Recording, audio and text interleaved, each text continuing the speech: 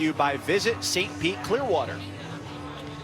Yeah, and who else for Texas than Janae Jefferson, a staple All-American. She's one of the best leadoff hitters in the entire country, a true five-tool player, can do it all. And then for Florida State, it's Sydney Sherrill, as she has been the third baseman, the rock of the defense for Florida State. She was the ACC Defensive Player of the Year last year. If she can come up with some big hits, some quality ABs, Florida State's going to be rolling with the potent offense they have.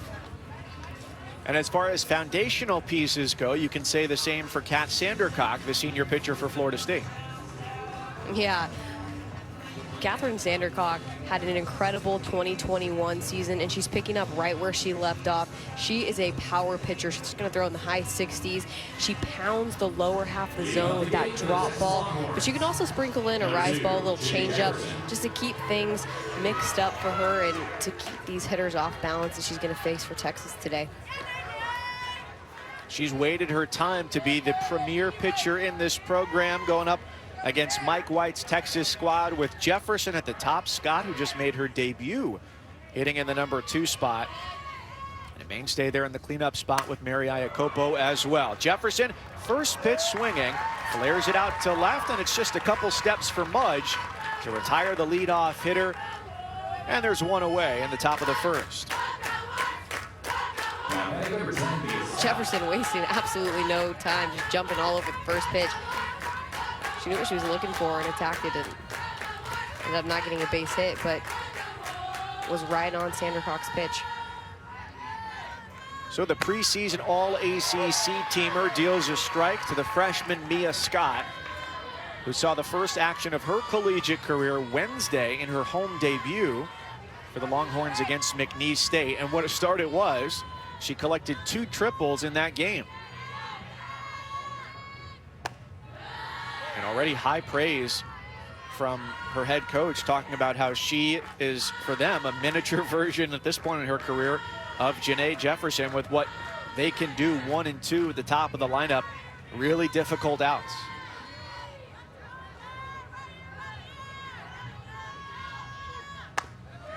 Yeah, she's a prime example of when you get an opportunity at a young age, get your feet wet, you go and have an explosive day at the plate, and you earn yourself a potential starting position. That's what the preseason's all about. And Mia Scott might be a fantastic example of that this season, of somebody that just, again, took advantage of the opportunity when given to her. And it's a good mix of youth, not only to the top of the lineup, but to the team as well. That was 43 and 14 last year and picked 9th overall in the D1 softball preseason poll, as they bring back 10 players who saw action in at least 30 games last year, but also transfers, an impactful part of their offseason, bringing in 11 new players between transfers and freshmen. Yeah, no doubt this Longhorn offense especially is so talented. They were 3rd in the nation last year on batting average. They hit .342 as a team. That is unbelievable. And despite the fact that their offense was that good, they still finished 3rd in the Big 12, and that's a credit to how good Oklahoma and Oklahoma State are. And that's where they are preseason as well in the poll, with Oklahoma now going for a decade straight at the top of that preseason poll. So a good measure of where you fit in the national stage just by who you see at the top of your own conference. It was an early hack from Jefferson as she flied out to left.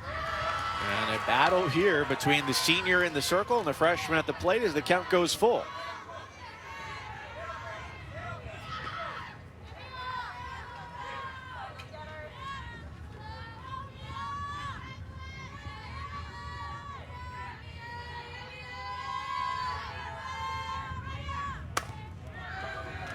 Payoff is up the middle. That squeaks into center field. The speedy Scott is aboard as she takes the payoff and turns it into a single. Scott stays hot through that first at-bat. And what a mature at-bat for the freshman. Sandercock is such a great pitcher, has World Series experience, World Series finals experience, and she took her to a full count, and ended up with a nice single up the middle. Simple, clean, easy hitting. Parker going after the first offering, turns it into strike one. This Texas squad opened their season in the state of Florida last weekend. The FGCU Kickoff Classic. Opened with a nice win against one of the more potent programs from the ACC, shutting out Clemson 4-0. They fell against Florida Gulf Coast, the host of that. Picked up a couple wins against BC and avenged their defeat at the hands of FGCU. That's from the circle to second for one and a turn to first. Yeah, Shea O'Leary, the ace of the staff, getting the start in game one of the tournament. And she's gonna look similar to Sandercock on the other side of things. Both have that go-to drop. She can sprinkle in a change-up rise ball as well, but for the most part, it's gonna pound the lower half of the zone and try and induce some ground balls for her defense. The junior will face Janai Kerr, Kaylee Mudge, Mac Leonard in the bottom of the first inning as the Noles have started off perfect this year. And they are where everybody wants to be in the warm weather at the beginning of the season, hosting the Joanne Graf Classic last weekend. Started with a run rule victory against Mercer, picked up a pair of wins against Kennesaw State, top Loyola Chicago, and on Wednesday beat South Alabama and opened things up yesterday, one of 6 games, with a 9-3 win against Tennessee.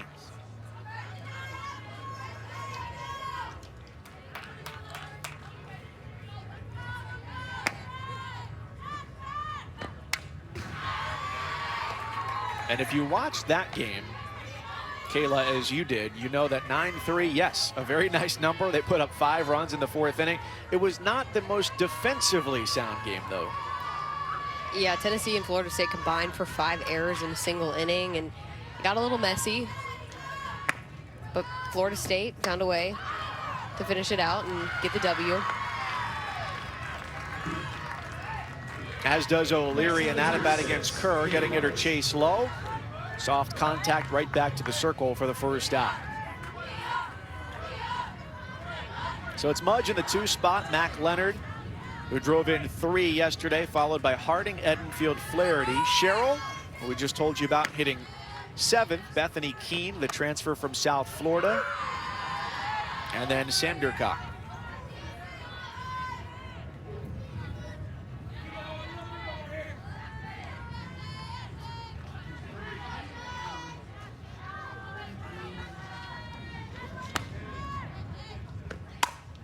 Should say Blankenship in the number 9 spot here as Mudge pokes that off to the right side for a base hit.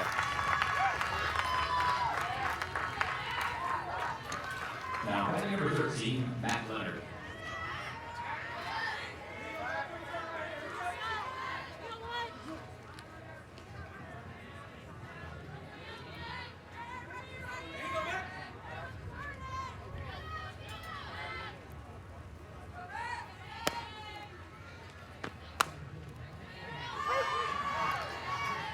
Florida State got a big pickup in the offseason right here with Mac Leonard. Transfer from Illinois State has found a home in this lineup in the first week. Been so effective at the plate, has tons of pop, tons of power. Hits for well average. That ball tailed away on the throw from Iacopo. Mudge to second is greenlit at third. She slides in ahead of the throw. 1-0 Seminoles.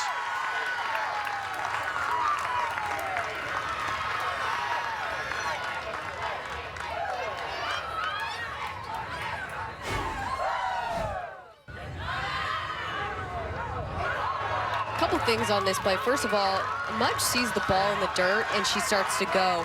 Second of all, a bad throw from Iacopo behind the dish allows for Mudge to take an extra base, but she's so aggressive, she's so quick, has a really good read on it, able to score all the way on the errant throw. That's just quality base running right there, and that's something that a Coach Lonnie Alameda team takes so much pride in. They are disciplined base runners. They're also aggressive, though, in a sense that when they see something, they react quickly, they take it seriously. and they work really hard on those skills. So it's a nice job of taking advantage of that big-time error by Texas. And on the other side of things, if you are Texas, that's just something that can't happen. It's an errant throw, first and foremost, but then you let one error lead to another because you don't get that ball quick enough, and it ends up being a run for Florida State. It goes down as the third stolen base for Mudge, the error on Iacopo, and to cap all of that in the at-bat for Leonard, she goes down on the first strikeout by O'Leary. Now batting number 8, Katie Harding. And that throw from Iacopo had some serious tail on it as well, as Parker came over from short to try and grab it. That ball was already twisting toward right center field. Yeah, it wasn't a good throw. I also thought Parker could have made a little bit of a better effort on that. You're kind of surrendering the out at second base at that point, but go catch the ball. Make sure it doesn't get to the outfield so you don't let the runner advance. Bases empty, 2 down, Kaylee Harding. O'Leary behind 2-0 on the sophomore out of Murfreesboro, Tennessee, who was all ACC third team last year. Drove in a team high 42 runs. You can see why with the great hitters, the great base running she's got in front of her in this lineup.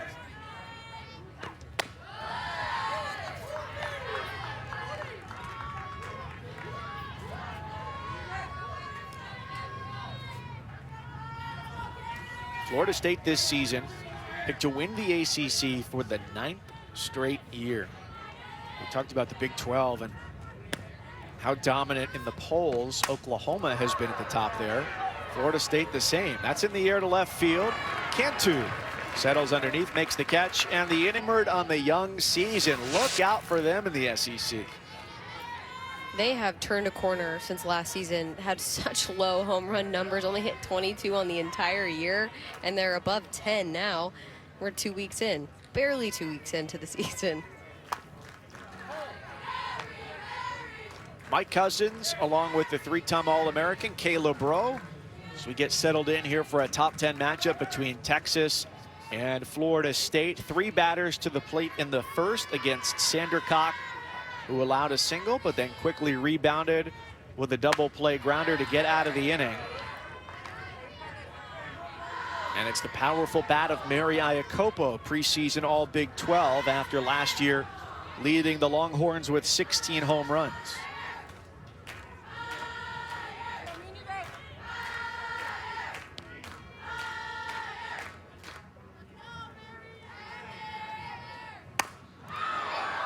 Iacopo puts a charge into it, out to left, and it eclipses Mudge as it takes a hop, and Iacopo is smoothly into second base on a laser-driven ball. Yeah, Iacopo, who is just pure power, smokes this ball. It's in her wheelhouse. This is a mistake. It's left belt high, and Kaylee Mudge out in left field just can't handle it. She's turned around a little bit. But those low, hard line drives are really tough to read in the outfield. But when in doubt, as an outfielder, it's always best to open up towards the line, because if those balls are going to tail, they're going to tail towards the foul line. So just a bad first step for her and a double for Mary Iacopo. 2 bags for the catcher, and it's Courtney Day.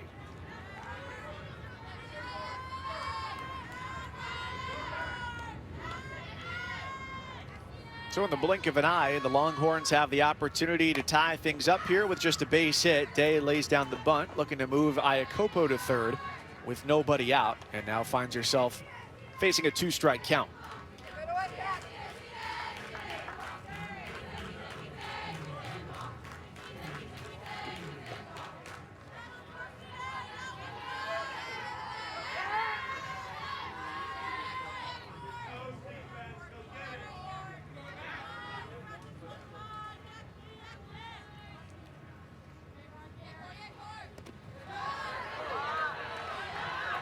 As it pertains to the mechanics of outfield, Kayla, you know, if you're playing one game in a day, generally the conditions light-wise are not going to be all that different as you go throughout 2 hours, but today you're going to be, you know, if you're on the field at 10 a.m., it's going to be different than if you're out there at 4 p.m. And so you'll see certainly shades on the outfielders. What has been interesting to me so far with our first game of the day at 10 Eastern, is that's on the ground is Cheryl for the first out. Seeing 2 pitchers wearing sunglasses to start. Yeah, you know, the sun in Clearwater, and on a day like this where it's a little bit overcast, it is so bright. It is really challenging, and we've already seen some mishaps happen on day 1 with the sun, whether it was a first baseman not being able to see a throw from third base because the sun's setting in her eyes, or an outfielder that can't catch a pop-up that loses it in the sun. It is tough conditions here, and you're right, it's going to change throughout the day. But the biggest rule of thumb is if you have something to put on your eyes, visor, sunglasses, you wear them. Because if you drop a ball and you're not wearing your gear, you're in trouble. Anybody who's ever gotten a sunburn on an overcast day knows that you're not kidding about how it can still be bright without the sun necessarily being full force. Yeah. It's not sunny enough, though, yet for shades everywhere. Yeah, I mean, it depends on the angle of the sun, where you are, everything like that. But it's a tough task for the outfielders and infielders, for that matter, with balls in the air today. Sandercock ahead 0-2 on Jordan Whitaker, and gets a swing and a miss, strike 3. That's her first strikeout, and is an out away from erasing the danger of Iakopo's leadoff double. Not only did Sandercock have really good, strong movement on the down ball, but she also throws really hard. She brings good velocity. So you can see right there, not only does Whitaker swing at a pitch that's outside of the zone, but she's a little bit late on it, just not ready to catch up to that speed.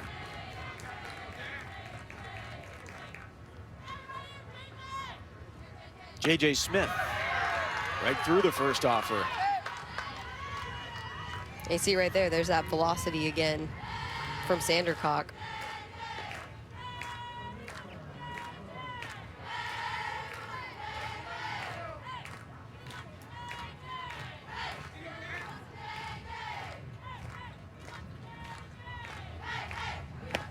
The sophomore first baseman, 2 pitches, 2 strikes. It was a unanimous choice for the Big 12 all-freshman team last year, hitting .319. 77 degrees. Humidity 73%. Wind a little bit of a factor, but this is a phenomenal event. It has become a premier showcase, the early portion of the college softball schedule. And I suppose the most difficult part that comes along with it after yesterday, where you had the games a little bit more partitioned off, is now all the fields are active today. And the hardest part is figuring out which game you want to watch. That's right. You got fan events, top 10, top 15 competitions left and right. I mean, it's a softball fan's dream. Sandercock, 4 pitches to get the strikeout there. Back-to-back Ks, and she leaves Iakopo at second. Catherine Sandercock doing such a good job blowing it by these hitters, using her spin to get the out. 3 of the last 5 postseasons, and she's been to the postseason just about every year. Yeah, every year that they've been there. I'll tell you what, you will not find perhaps around sports a more humble leader than Lonnie Alameda.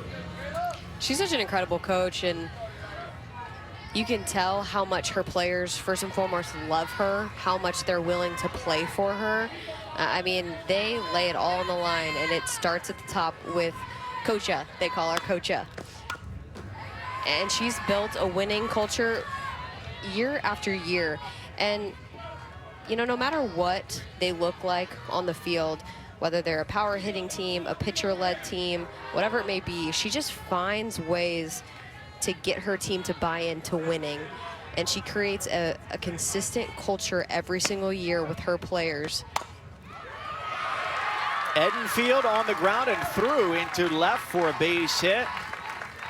The redshirt freshman catcher starts it off with a single off to left. She redshirted last year, about an hour northwest of Tallahassee. And I agree with you, Kayla, of if you're around the program, you see that there is a certain atmosphere that is not one of pressure, but it's one of everybody playing for each other. There's Kocha,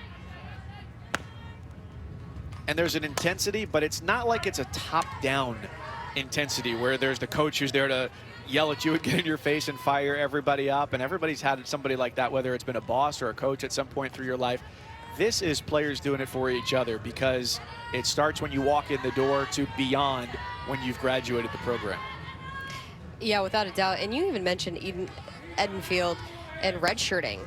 I mean, Lonnie Alameda is one of the most consistent coaches in the country that redshirts players, and she does it because she wants them to not only develop as a softball player, but develop more as a person. Maybe they need an extra year to gain maturity, to be the most successful person and player they can be. So it's just little things like that that make her consistent and really loved by the players that go through her program. And, you know, fun little story, I remember when they played in the World Series in 2018, we got to go watch their pre-championship series practice as part of the media. And I remember walking up, and she was so laid back. I couldn't believe it. I was like, you guys are playing a national championship game tonight? And they were just low-key, being themselves, not trying to, like, make anything too big. Well, don't make the moment bigger than it has to be. And it works because they stayed true to who they are. And they won in 2018 against Washington. And that's always a big focus, is that she wants her team to develop their personality, their chemistry organically. She doesn't want to force anything amongst her team. So all part of her process, and man, she's successful at it.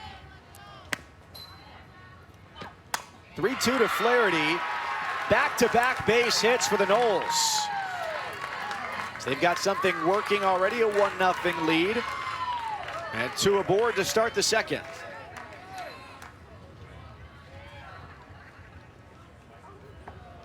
Picked atop the ACC preseason poll once again this year, and by merit of what they've done. But when you talk about trying to win the ACC, it's not just Florida State. Throw Duke, throw Clemson into that conversation, Virginia Tech as well, in what is a very competitive league. But Florida State finds itself as the front runner year in and year out.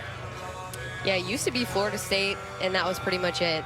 But the ACC has made huge strides and has made a commitment to advancing softball as a sport.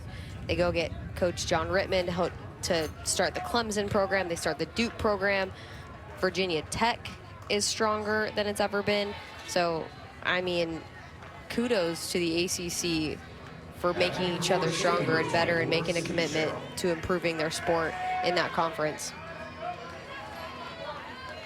Right, there's something to be said for a top-down commitment from an athletic department to say, yes, we do want to build those facilities. We do want to dedicate resources to programs that, in their case, has been exceedingly successful.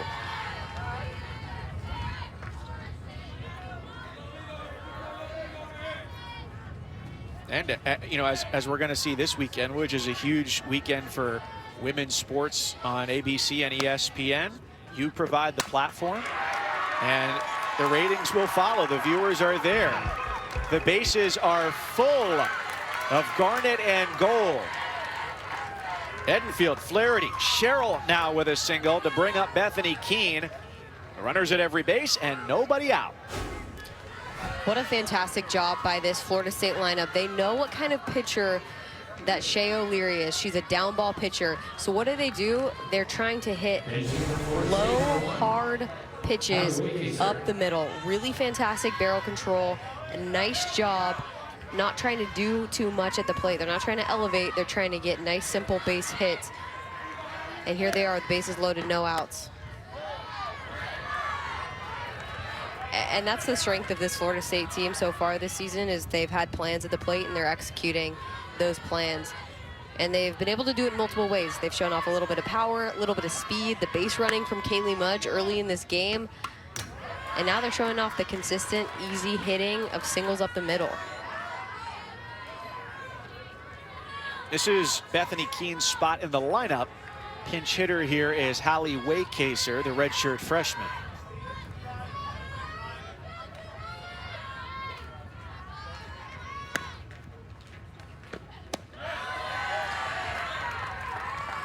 Yeah, and now that the bases are loaded, I think for Waycaser here, you got to think, I got to get the ball to the green, whether it's a sac fly, something in the gap, something on the ground of the outfield, whatever it is, you get it on the green, you're most likely going to score a run. She's just out in front on that 2-1 pitch.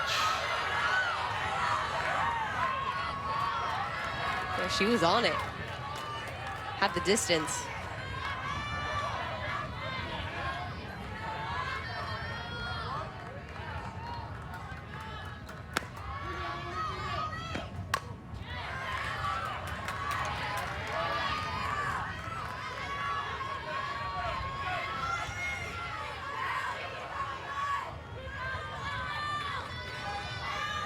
A big moment early here for O'Leary with the bases loaded and already a 1-run deficit.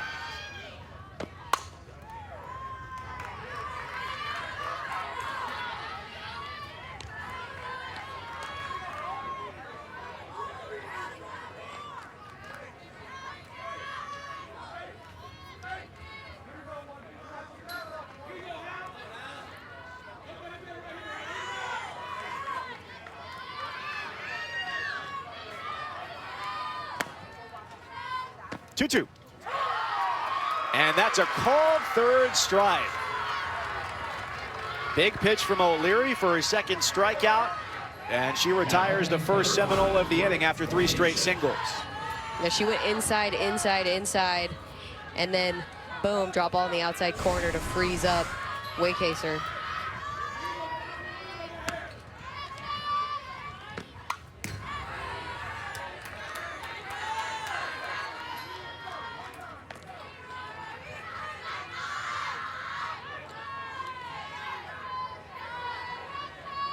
Number 9 hitter Brooke Blankenship trying to add to the tally for a Florida State team that has come out of the gates perfect. The Seminoles have not been shy to swing at O'Leary's offerings.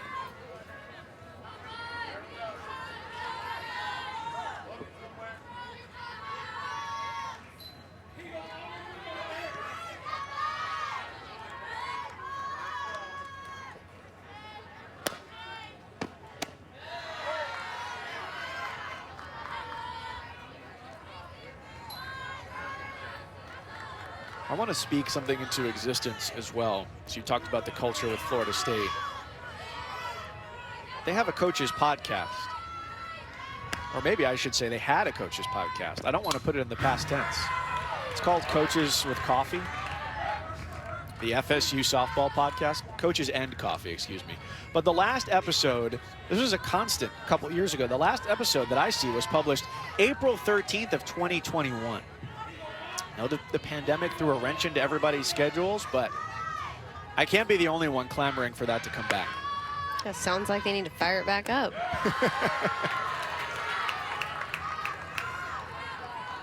Because there may be another staff out there that does a podcast. I'm not aware of it. Let me know if there is one. But to have your head coach and assistants just chopping it up and then throwing that out there for us to gladly consume, I'm ready for it. 2-2, up and away to see if Blankenship would chase. And O'Leary is in need of a strike.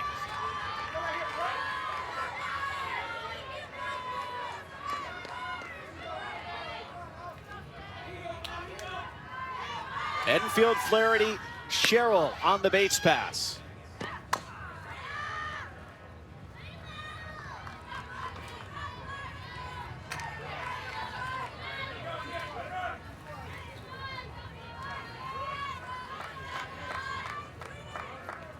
FSU in its first game of the weekend put up a big tally against number 15 Tennessee yesterday. They won 9-3.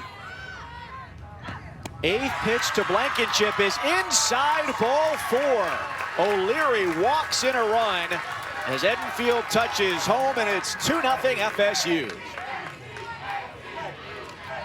It's a nice AB by the freshman right there, just having a very mature at bat, fouling off the pitches she needs to and having a disciplined eye. And that's so tough early in the season. You got bases loaded. You want to be that RBI producer, but to stay within yourself and make sure you swing at good pitches is so important. and you'll take the walk to pick up a run.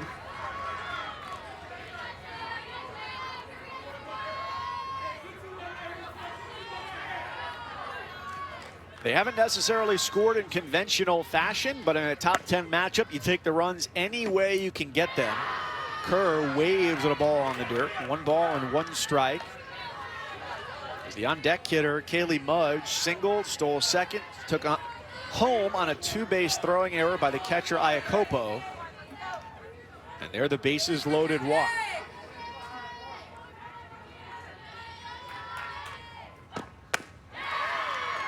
Lead on the 2-0, snap throw down to third, and they caught Flaherty leaning off the bag.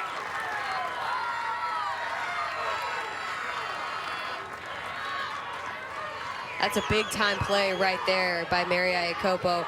Florida State has all the momentum in the world. Your pitcher's struggling a little bit to throw strikes, so you pick her up by getting a huge pickoff at third base and just catching Flaherty just going way too hard off the base, and there's no reason to do that even better. Yeah, put that in the Sandcastle Museum and Hall of Fame, which, if it doesn't exist, we now have our initial entrant to the Sandcastle and Museum Hall of Fame. Yeah, get that picture for your Insta.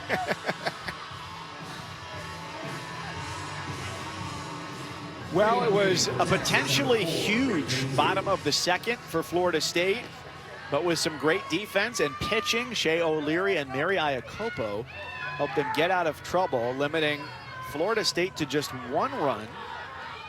Meanwhile, Sandercock picked up back-to-back strikeouts against the Longhorns in the second. She's allowed 1 base hit in each of the first 2 innings, but no Longhorn has gone past second.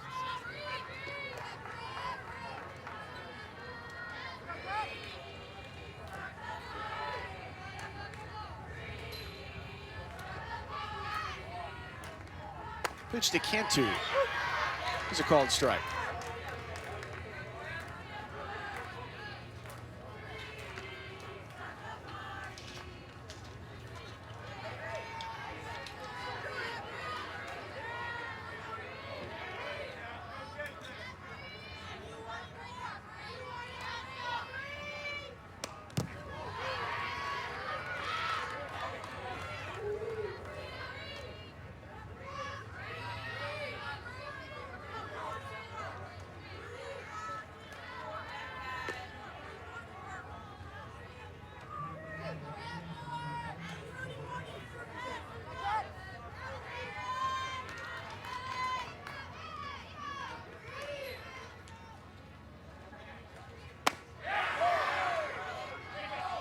Sandercock thought it was a strikeout.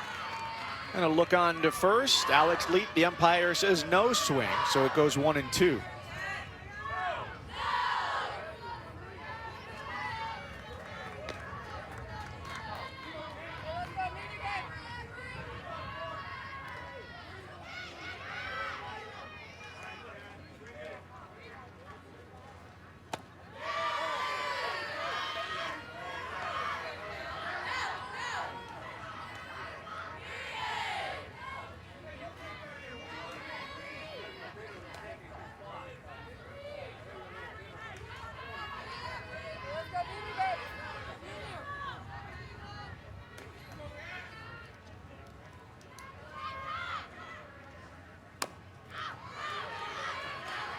Cantu, the former Texas Tech Red Raider, started out her career there. Second year at Texas, got just 15 starts a year ago. Their left fielder leading things off in the third with Texas down a pair.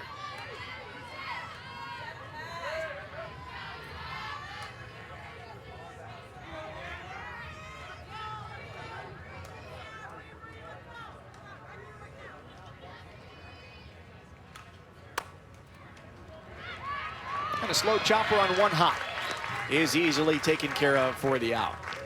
At batting number 6, Melody.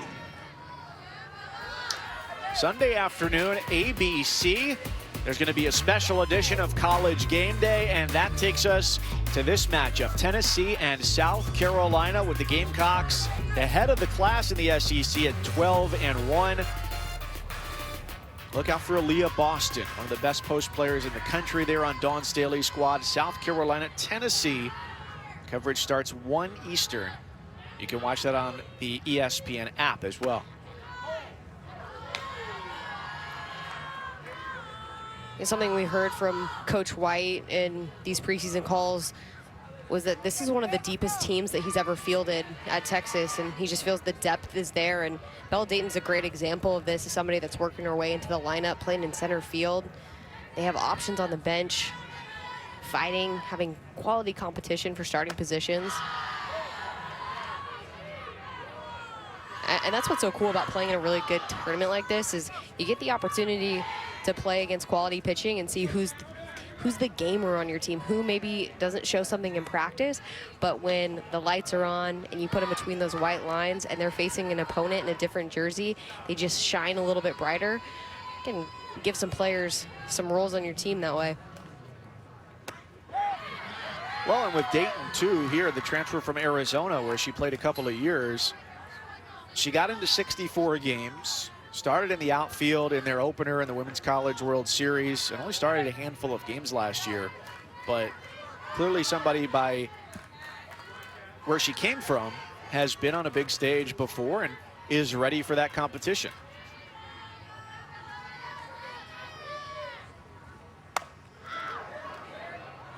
Two-one, and that plunks down in front of Harding in right field.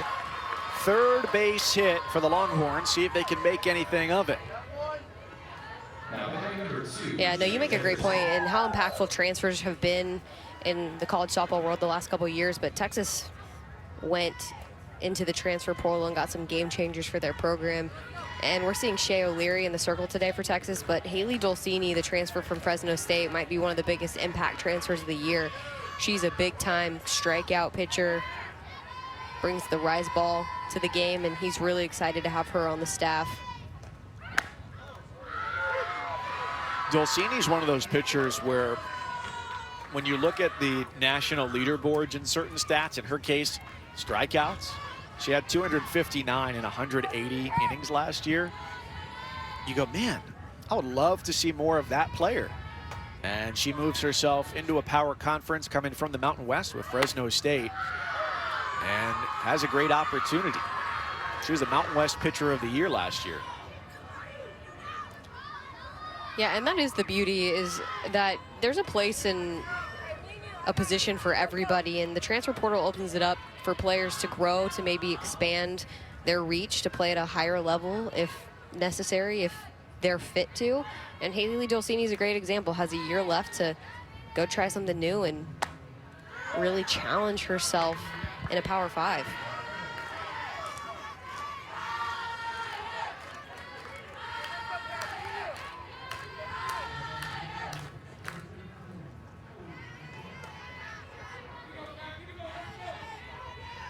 Sandercock retired Jefferson quickly to start things off on a fly ball out to left.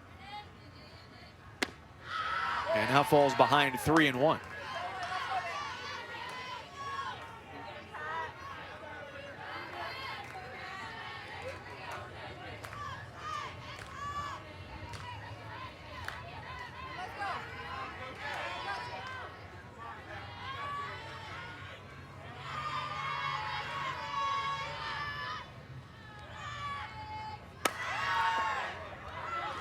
With Dayton sprinting from first to second, Flaherty didn't handle it cleanly, but did succeed in keeping it in front of her and keeping Jefferson from the base paths for a second time. So there are two away, a runner in scoring position now for Scott.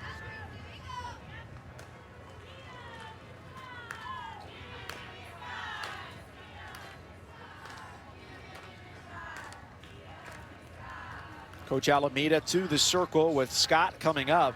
A bit of an unknown, right? Because she only made her debut on Wednesday against McNeese State. They do know she's a difficult out, and she singled her first time up against Sandercock. Yeah, she's one of those players that is a dual threat in the sense that can show off the speed. She could lay down a drag bunt, but she also has a little bit of pop in her bat. So really challenging for the defensive position against her. But that's what you love, is someone that is versatile, that can do a lot of different things and really put pressure on the defense to make a decision, or put pressure on an opposing pitcher to come up with a good game plan. Because when you have somebody that can do multiple things, the game plan or the pitching plan can change depending on what they're doing. Are they bunting and slapping, or are they hitting away?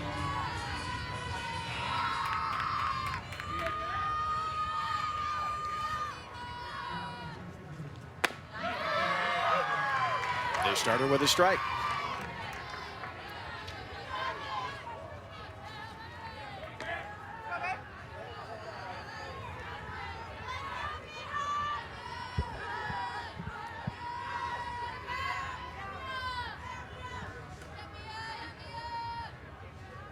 Top 25 recruit coming into Texas.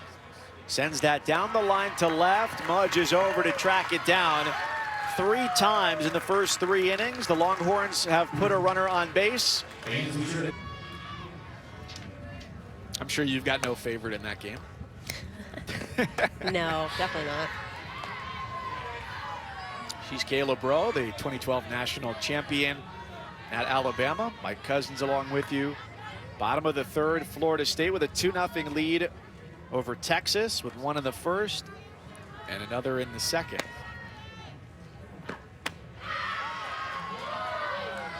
Texas next weekend will be at home hosting the Texas Classic.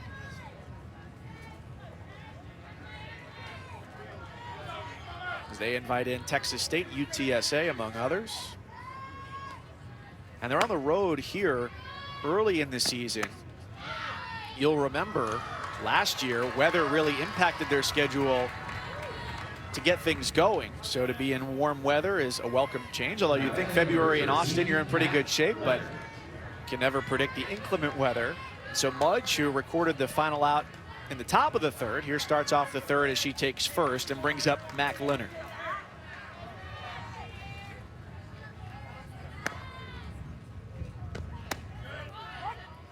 And talking to Coach White, I mean, he said it. Iron sharpens iron is the mentality when they go face a tough schedule like they are facing this season. They know they're going to have to play the best.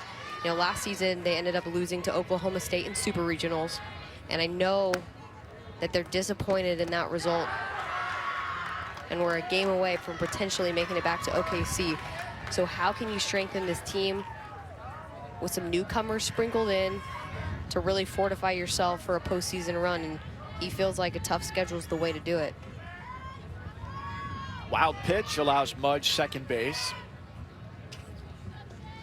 And it brings up the mantra that a lot of players take on this year. One more. If you can do one more thing, like you said, of being right on the doorstep, of being able to get where you want to be. You think about it today. It's February 18th, the 2nd weekend of the season. You're trying to be playing in June. Is the one thing that I need to do going to happen today? Is it going to be in April? Is it going to be the end of May? It's got to be every time.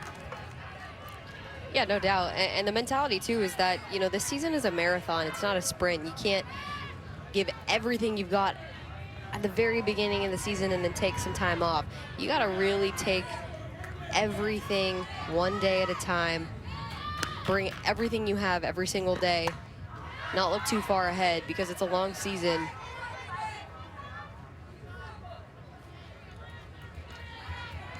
And that's one of the biggest challenges, is to not overlook opponents, to make sure that you stay sharp, to make sure you stay consistent in your routines, your practice, the level that you bring it. Because if you don't, then you can get caught off guard and you get upset. Or you can't go on the road and upset somebody. Leonard on a sinking liner that gets under Cantu's glove. Mudge had to wait for the ball to drop. She scampers home. 3-0 Seminoles.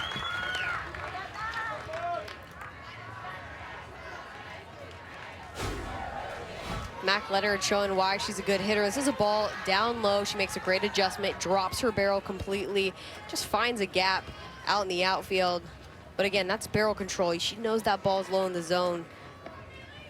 Make sure she squares it up enough to score Mudge. But the reason that this play happens is because there's 2 pass balls and Mudge is able to get from first to third. And those are mistakes that you just can't have as a pitcher. And those will hurt you for sure. And no surprise here that because of mistakes like that, Mike White considering a pitching change. O'Leary with Florida State taking a 3-0 lead. Yeah, Hewlin is another transfer hitting the Texas roster this season.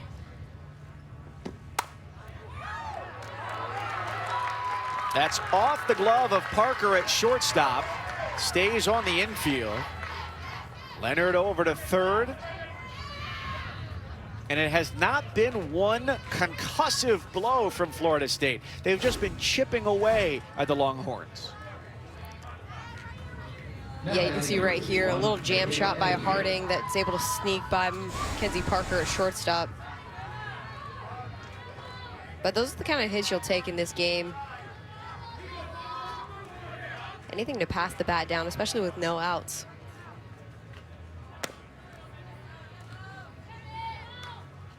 Edenfield singled and scored last inning.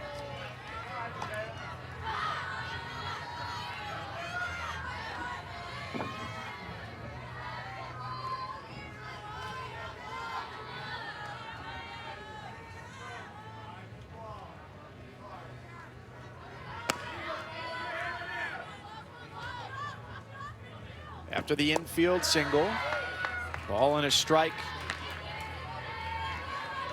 with nobody out.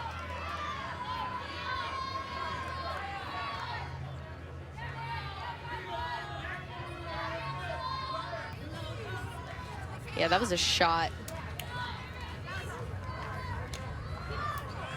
And these bleachers started filling up like 2 hours beforehand. You see the trolley that can take you from field to field in the background as well.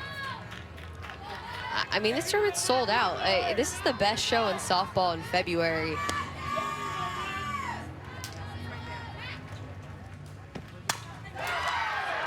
Flaherty had a single her first time up, and she is now 2 for 2. There's just no antidote to stop this offense right now. Yeah, Florida State right now, just such a hot hitting team. You know, and after their impressive run last year, and last year's season, to be quite honest, their offense was not what got them to the Women's College World Series. It was their pitching, their defense, and their scrappy base running, but the offense just didn't produce as much throughout the regular season. That's why they didn't win the ACC, they didn't win the ACC tournament. But down the stretch, they just started getting streaky and they got hot at the right time. But right now, this looks like a well-developed, well-rounded offense that has a little bit of everything, a little bit of power. They can hit for average. They can hit productive hitting, base to base. They can short game it. And a big key too that I look at is Sydney Sherrill, who is one of the best hitters in this lineup, really hasn't done much this year, and they're still crushing it. If she gets hot, watch out. They could be one of the best offenses in the country, hands down.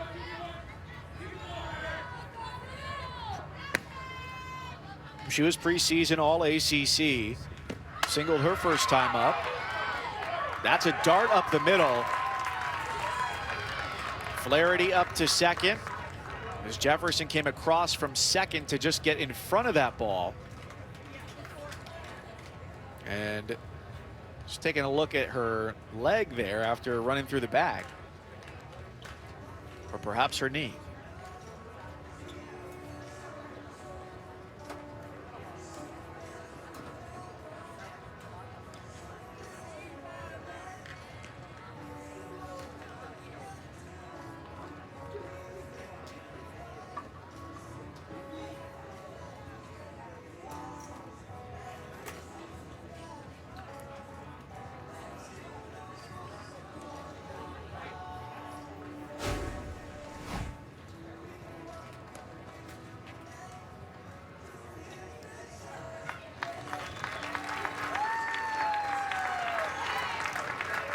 That's one of those very unique plays where something tweaks when you're trying to get out of the box. You get stuck, your cleat gets stuck in the dirt. You kind of pivot weird, whatever it may be, you just kind of struggle. And Sydney Sherrill looks to be in a lot of pain, and hope that she's all right, because she's a player that you love to watch and been enjoying watching her over the last 4 years. Wish a quick recovery for Cheryl, who has been one of the brightest stars, not only in this program, but in the ACC as well. So she goes back to the dugout as she's spelled by Christina Hartley, the freshman out of St. Petersburg, Florida. Pinch runner here with runners at first and second. Florida State has scored 4 of its 6 runs here in the inning. Still nobody out.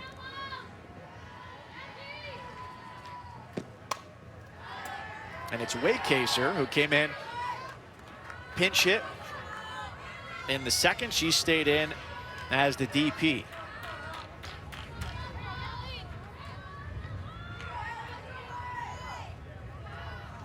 So yet another offensive surge from Florida State, although let it be no surprise if you watched them play yesterday. They scored 5 of their 9 runs against Tennessee, all in a single inning. And it's a team that, granted, here we are, we're excited about the beginning of the season, but it also means limited sample size.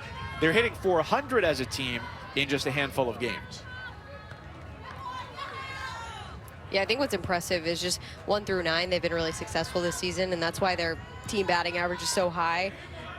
It's not just 1 or 2 people that are doing it, it's their whole lineup.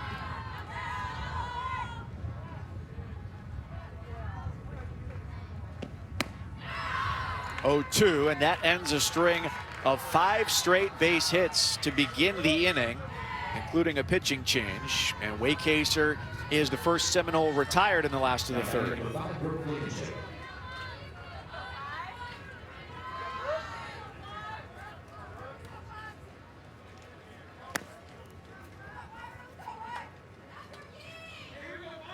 Blankenship completes the second full trip through the order for FSU here.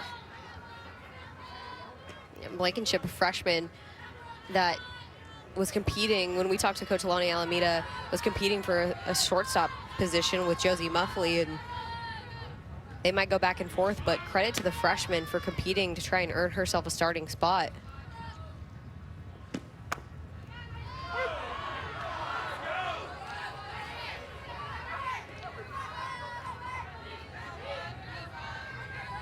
Muffley's an awesome athlete, though. No doubt.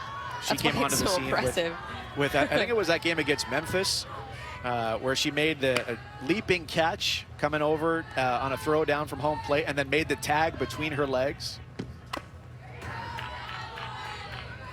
Yeah, no doubt, phenomenal athlete.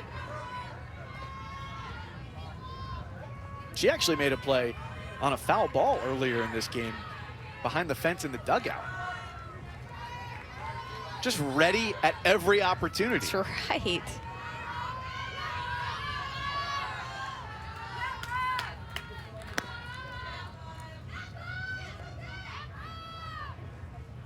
Seventh game of the year, FSU looking to stay perfect. Slow roller, Jefferson gets the easy out over at first base, but the Noles have runners now at second and third. So real-time update, by the way, again for stats that may or may not mean much. That's going to be our element of the weekend. Stat that may or may not mean something later on in the year is that they're hitting .418 as a team. So harbinger of things to come, maybe, but certainly something to be excited about for that club.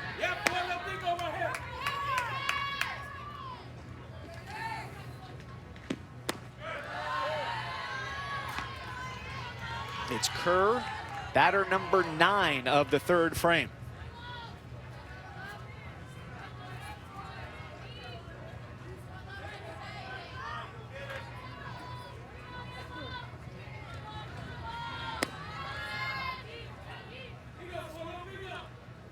She's yet to reach base, having softly hit back to the circle and struck out her last time up.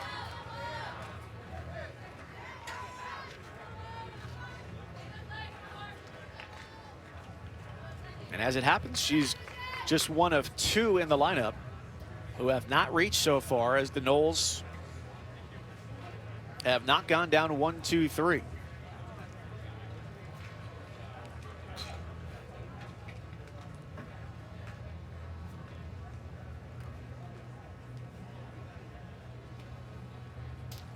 On the offensive side here, what do you think the conversation is like for FSU?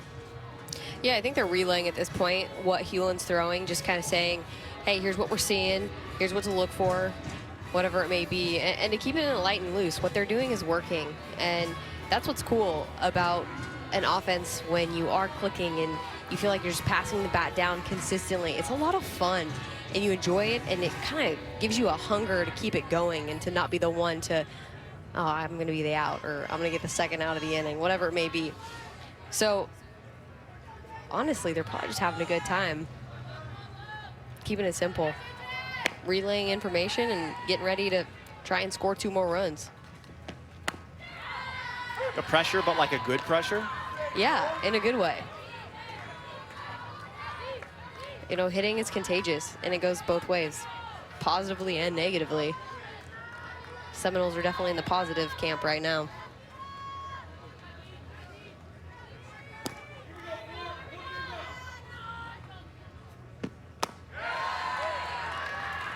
Kerr lays off 3-1.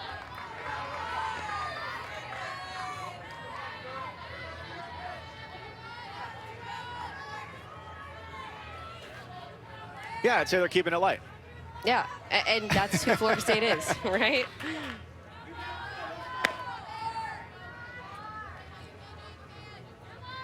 Saw some good moves there in the dugout from Danielle Watson, who was the starting pitcher in their win against Tennessee.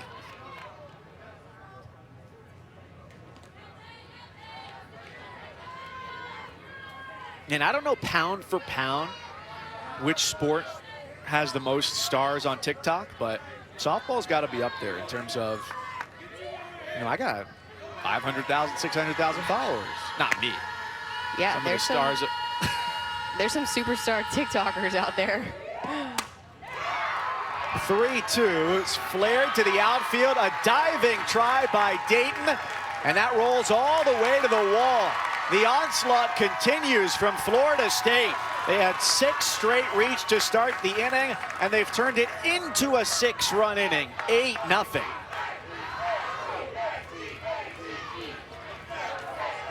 Interesting in Kerr's at bat, she got rung up, not rung up, but her last pitch before that hit was a strike called, and I thought it was a ball, and it would have been ball 4. And I think she was a little bit frustrated. And the best way to answer a bad call from the ump like that is to go out and get a base hit on the next swing, and she does that. You know what, if I can't get a walk, fine, I'll go push 2 runs across the board for my team with a hit. I like that. You feel like you, again, get a bad call, so what, next pitch, boom, 2 RBIs. The adaptability turns it into a 2-run double. And here is the Seminole who started it all in the 3rd. Kaylee Mudge drew a walk. So her second plate appearance of the inning, and she's down 0-2 on just 2 pitches.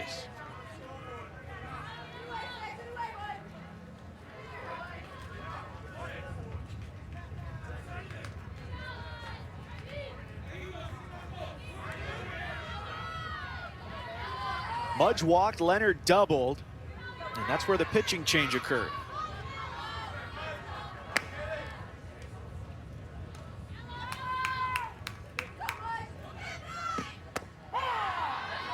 And the 0-2 on the outside corner, strike 3. The long inning for the Longhorns is over, but the gap has been what? Texas and Florida State. I'm Mike Cousins along with Kayla Bro.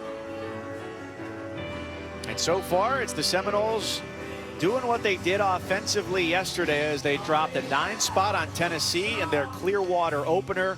And here, as the Longhorns come to the plate in the 4th, it's an 8-0 advantage for Sander Koch and company. I can tell you right now, just watching this Florida State team, I'm so impressed. They really look like a complete team right now. That says a lot early in the season because a lot of times it takes months, tons of games to develop your team, but coaches got them firing on all cylinders. And you know, just for anybody that's wondering out there, Sydney Sherrill did make it out to 3rd base for defense, which is a really great sign. Glad to see that after Sherrill twisted her leg trying to exit the batter's box and run to 1st. And left the field in what appeared to be a good deal of pain based on her facial expression. But to have her back out there is an excellent sign for this team picked atop the ACC. So I'm curious, Kayla, with what you were talking about, you know, the well-oiled machine. They're hitting better than 400 here. They sent 6 straight batters to the plate last inning to start off that frame. How is it, you know, we talked about the culture. How is it that a team comes out of the gates playing this good? Well, something we heard from Coach was that the upperclassmen have done such a good job of getting the underclassmen to buy in. They're such a team that works on the little things. They want to be elite base runners. They want to be elite situational hitters. So when you can have a team buy into those little things, sometimes the big moments take care of themselves. So I think from a cultural perspective, they're just doing the right things probably every single day, top to bottom, accountability, ownership in their day-to-day actions that leads to the performance on the field. And then beyond that, I think they've got a really good recruiting class. They've had top recruiting classes in the last few years. So talent meets discipline, and you get a really, really good quality team on the field. So far, a perfect record to show for it.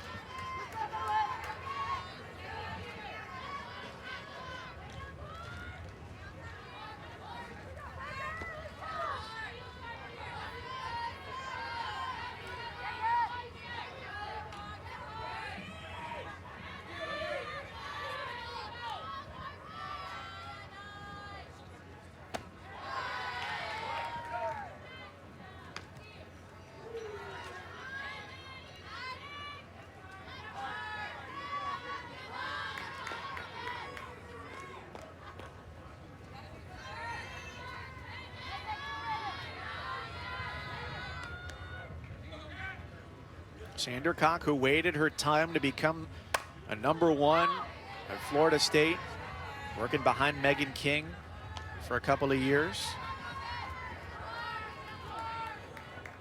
Helping lead them to that national championship a few years ago. And as close as they could get in 2021.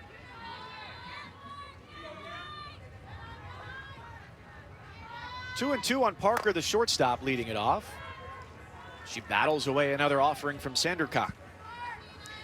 Yeah, Sandercock made a name for herself at the Women's College World Series last year. Florida State was a team that really nobody expected to get there. Like we mentioned before, just didn't win the ACC, didn't win the ACC tournament, had trended down towards the end of the year. And then all of a sudden, they win their regional. They go to Baton Rouge, beat LSU on the road in Super to punch their ticket. They dropped game 1 at the World Series, so they have to play the max amount of games to get back to the Champ Series, including beating Alabama and Montana Fouts, not once, but twice to get there. Then they beat Oklahoma in game 1, and we're 6 outs away from a national championship, and the Oklahoma Sooners offense was just too much. You talk about that journey, give a lot of confidence to a pitcher like Sandercock. Long run to grab it. No problem, all smiles for Blankenship, tracking that one toward the line for the first out. Now batting for Texas, number 33, Mary Iacopo.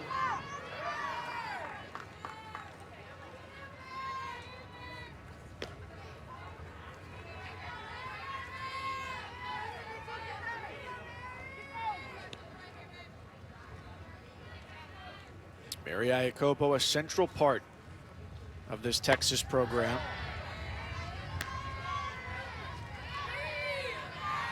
She talked to the Austin American-Statesman, and I found this to be very relatable, that her dog, Brindle Staffordshire, has been great for her as a nap buddy, but also just for her mental health.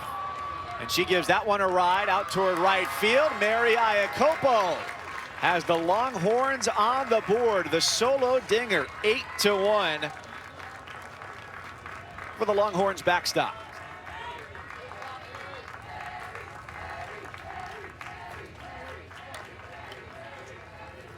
Mary Iacopo, one of those hitters that's just pure power. You're down 8-0, probably a little bit frustrated. She makes sure that she takes advantage of her at bat right here, gets a ball elevated in the zone. This is a mistake by Sandercock, and she does not miss. Really nice swing, tons of explosion on her back hip, and lets this one drive well beyond the center field fence.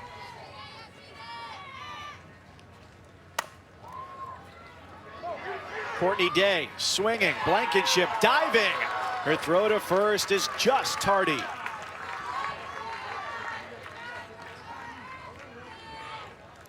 What a great effort by the young shortstop, though.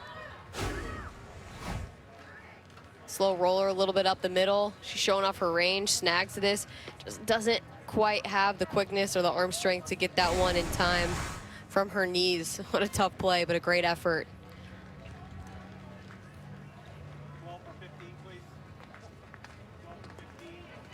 And it goes down as an infield single. Longhorns will pinch run with Day aboard on the infield single. Now batting, number 5, Jordan. Luke Gilbert is the pinch runner.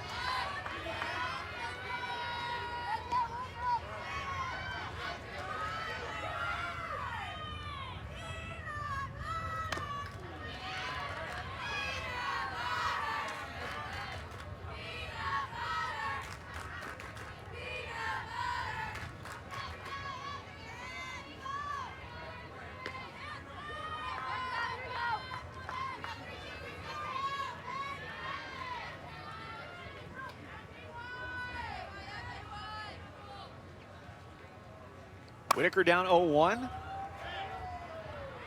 Down the left field line. Mudge is over for a look. And just runs out of room.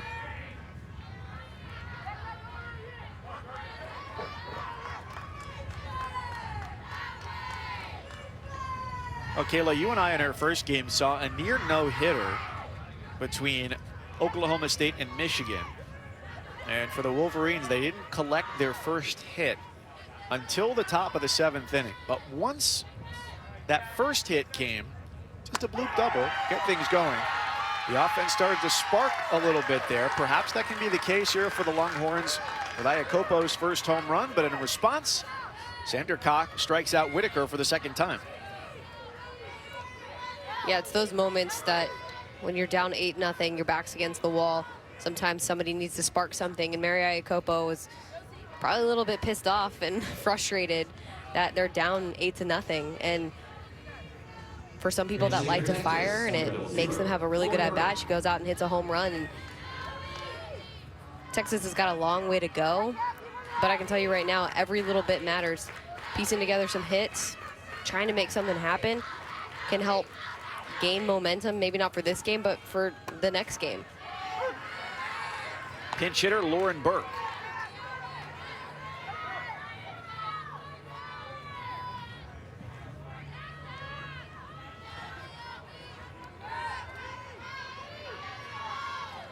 She steps into the number 7 spot here, where J.J. Smith struck out in the second inning.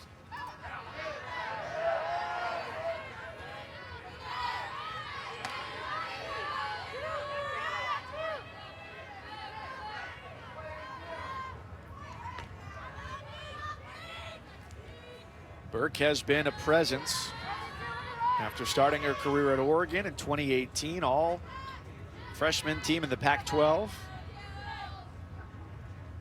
Last year hit .302 as a regular starter, but here can't catch up to what Sandercock is dealing. 4 strikeouts for the season. You know, the difference between, throwing your pitches but trying to beat a batter. You're going competition. You're going toe-to-toe with a hitter that wants to succeed as much as you do. So how can you find ways to win each battle, each pitch, whatever it may be, and focusing on that element rather than trying to be perfect and have like the perfect location or the perfect spin, but just going out and competing with someone. I think that's powerful. And I looked at it from, the side of a hitter. I loved going out and saying, I'm going to do whatever I can to beat you, pitcher in the circle. I'm better than you today on this pitch during this at-bat. Because I always find it funny, right? Like, it's the old athletic cliche of, well, we just wanted it more. But you think the other people didn't want it? It's got to come down to something different, right? Yeah. No, without a doubt. I think there's so many little things that add up to that competitive nature. You know, whether it's confidence, whether it's your preparation, how you feel that day, whatever it may be, adds to the, you know, the quote unquote, like wanting it more. But I think at the end of the day, that there's some people that just have another switch that they can turn on, and they can be more competitive and can battle a little bit harder, can be more present than your opponent. I think that goes a long way. Hewlin with a 2-1 to Leonard leading off for Florida State. It's 2-2. While we're breaking down cliches, let me get your take on another one. Is momentum in sports a thing? Oh, I think it's totally a thing. I say it all the time. I think it's a huge thing, especially in softball. It's a give and take. There's times where there's this intangible feeling that you can get where you can sense somebody's starting to break, somebody's starting to fold. And I think that's a big deal.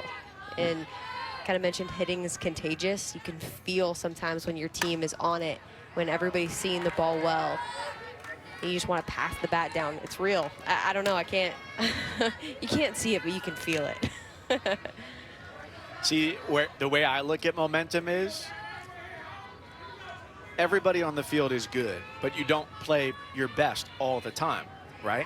So when the Seminoles in the 3rd inning had 6 straight players come up, had a 3-run home run in there, that was them at their best. But then you might say that they could have a 1-2-3 inning here as Leonard is retired leading off the inning. It's an ebb and a flow. So we may be in concurrence on that, right? There are ebbs and flows. Ebbs and flows, yeah. Yeah, but so I guess we have 2 different ways of looking at it. It's a rise and a fall of peak performance. Look at you. We got our first chapter of our book written already. Yes, we do. Cuz and Bros Sports Psychology Handbook, Volume 1.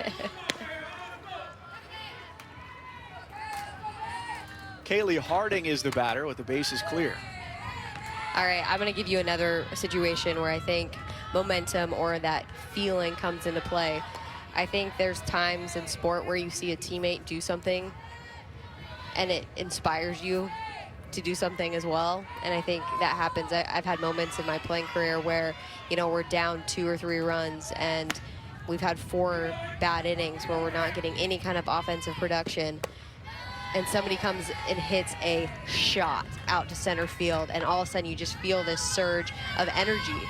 Oh man, if she can do it, I can do it. And then you try and ride and take that momentum and carry it with you. And I've seen that work too, where somebody else inspires you to elevate your game and your play.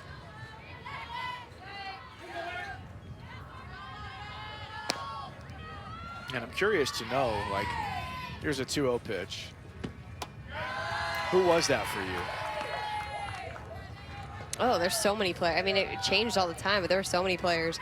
You know, whether it's Jackie Trana coming up with a huge strikeout after giving up a couple walks or something like that, or one of my teammates, Amanda Locke, would just hit these moonshot home runs. That was just would fire you up. I played with Haley McClenny, who's on the national team. You know, she was really, really good when we were kind of struggling. She found a way to get on base, and she would get fired up. That was powerful, too. So many. I have so many great teammates that inspired me. It was awesome. I can just hear the smile in your voice.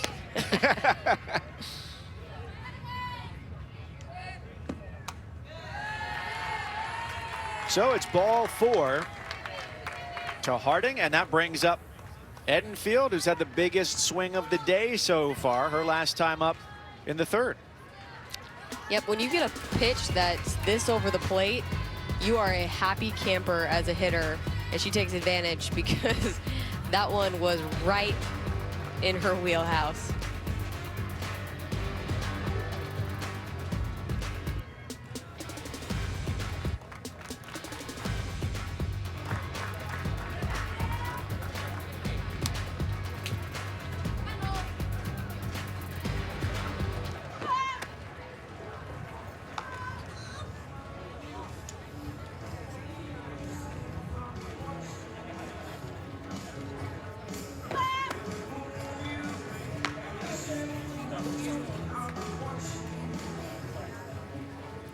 Well, we're going to get our second pitching change of the day here from Texas, and we're going to see Estelle Check, who comes over from NC State. So it was O'Leary to start, Hewlin, and now Check. Yeah, Check, another new addition to the Texas Longhorn pitching staff that looks completely different staff than it was in 2021, and she's gonna bring a different look, a little lefty movement. Now the pitch for Texas, number 22, Estelle Check. She's gonna work that curveball pretty often. She'll throw out 3 different speeds. Now batting for Florida State, number 20. Definitely her focus is spin though. She's not gonna blow it by anybody, doesn't have a ton of velocity, but when you're a spinny pitcher, you want to keep hitters off balance and you want to induce miss-hit balls, easy pop-ups, ground balls. Well, a couple of offensive chess moves as well from Florida State. Kyle Lopresti in to hit here for Edenfield in the number 5 spot. And that allows some movement on the base paths as the Noles went to a pinch runner, Autumn Belvey, to run for Harding. A wild pitch allows her to take second.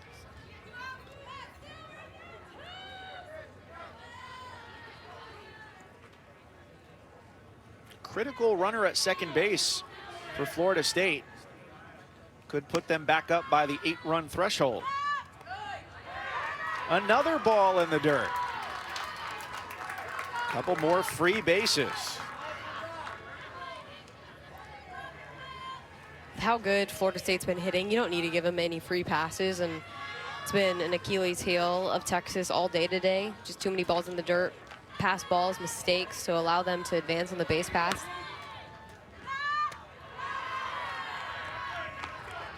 Ooh, talk about an off speed right there. Had Lopresti way out in front.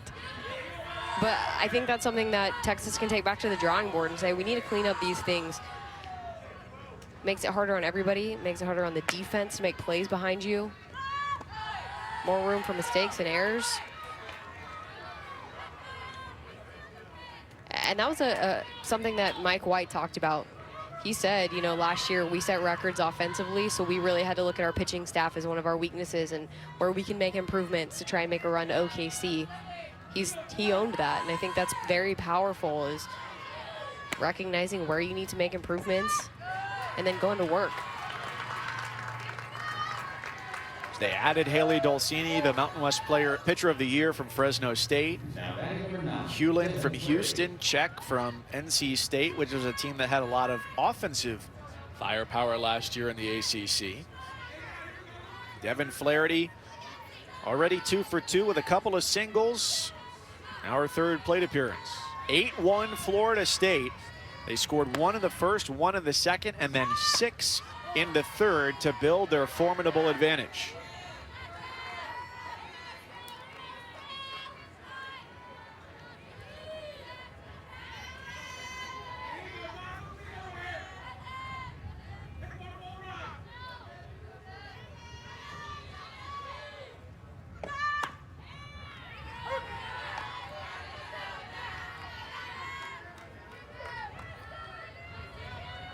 The opportunity for a patient approach by FSU, knowing the scoreboard is in their favor.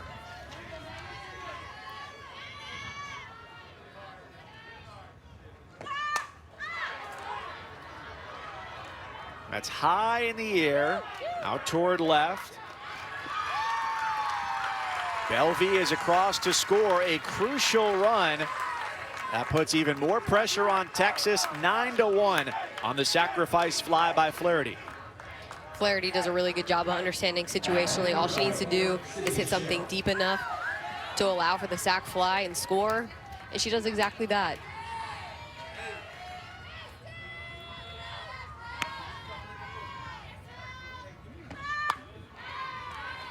Well, great to see Cheryl not only taking her spot at 3rd, but back in the batter's box as well. At an awkward exit to the left-hand batter's box her last time up, where she twisted her knee. She came out of the box, was grimacing in pain as she went to the dugout. And she's down 0-2 here. Yeah, so happy to see Sydney Sherrill back.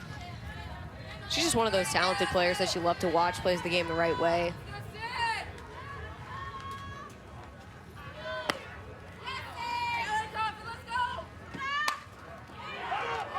She rips that foul up the first base line. Yeah, she's the last player on this Florida State team that was a starter when they won their World Series championship in 2018. So she brings that leadership to this team. Understanding she knows what it's like to win, what it takes. And they got so close last year. But she knows.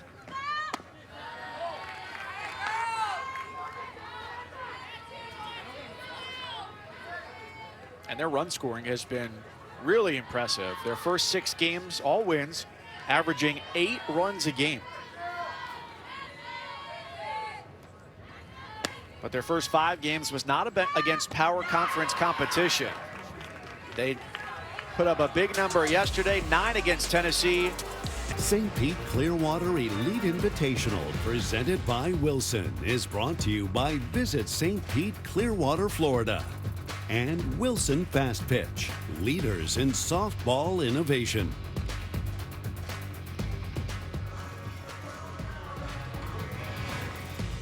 A top 10 showdown on the diamond that has tilted all of Florida State. And now it's time for our game track, brought to us, Kayla Bro, by Wilson.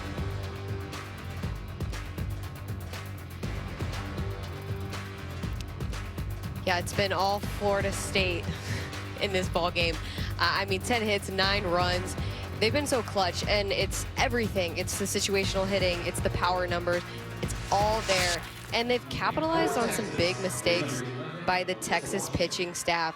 And they had to use 3 pitchers, and none have been able to really solve the equation of this Florida State offense.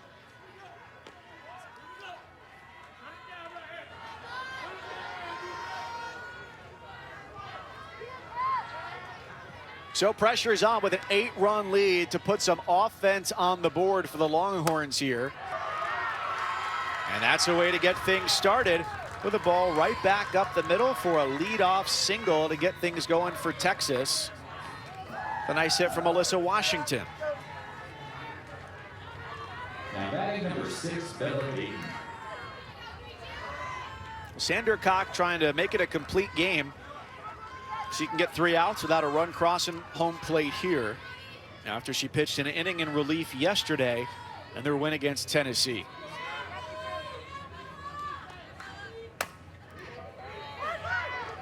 Roller to the right side. On a running try, Flaherty gets the first out. Washington to second.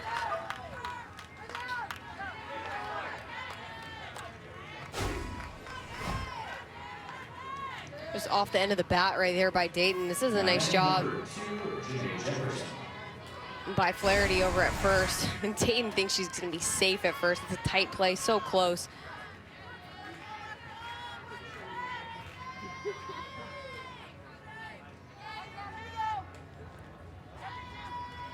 There probably won't be very many games this year where Janae Jefferson goes without a hit, but Sandercock will try and make this one of them, as she's gotten her on the first 2 times up. Yeah, she's such an incredibly tough out, and it's because she's got speed first and foremost, so she can turn what would be outs for the majority of players across the country into base hits. Coach White calls her a robot. She's so consistent. It's really cool to see her. She's going to be on Team USA, made the national team.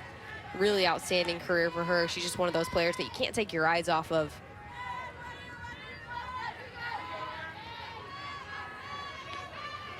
That team will compete this summer in the World Games. Jefferson, the program leader in batting average, also the best in Big 12 career history coming into the season, along with the number of total hits as well. And that's how you end up as a first-team All-America selection per Softball America.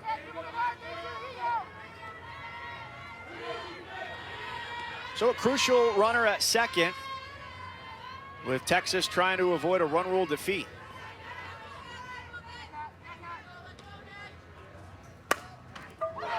Right back to the circle.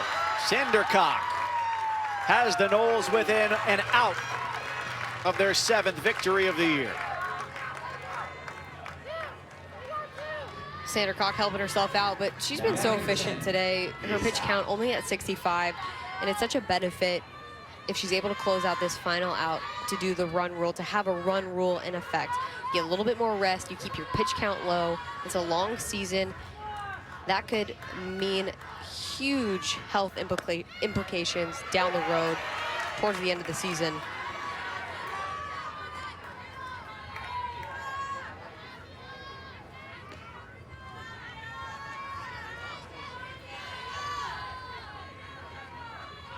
Sandra Cock, the senior in the circle, against Mia Scott. Just the 2nd game of her college career.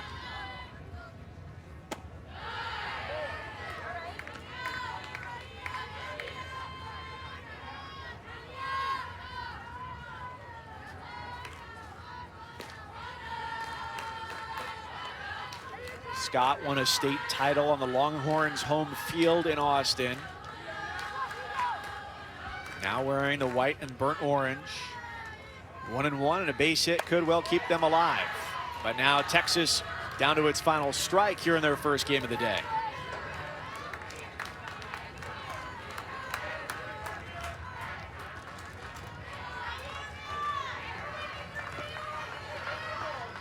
And they've got Auburn waiting right around the corner with a 4 p.m. first pitch.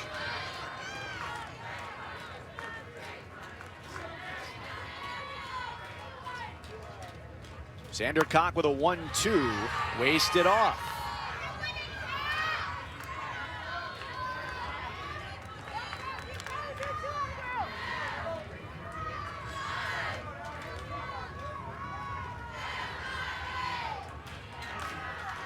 Relatively speaking, a little bit more of a quiet day for Florida State. They're done after this game today. They'll see Michigan tomorrow before playing 2 on Sunday, including the gem against UCLA to cap it all off.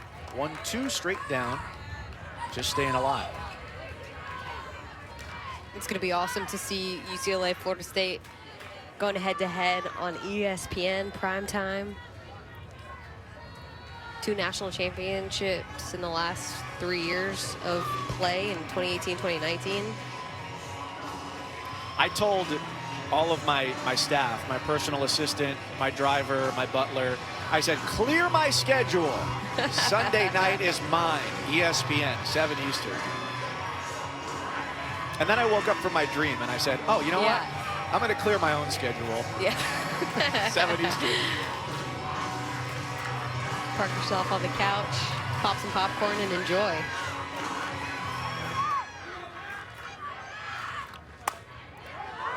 One-two is lined down for a base hit into left field. Mudge is up with it. She has no play at home, and the Longhorns have life. It's 9-2 as Mia Scott collects an RBI single. Been really impressed with Mia Scott today. She's been a bright spot for this Texas lineup today. Had a really good at-bat when she faced Sandra Cock in the first inning, and again right there, just battling. And backs against the wall, pushing for the game to extend as much as you can as you're a hitter, and she does that. I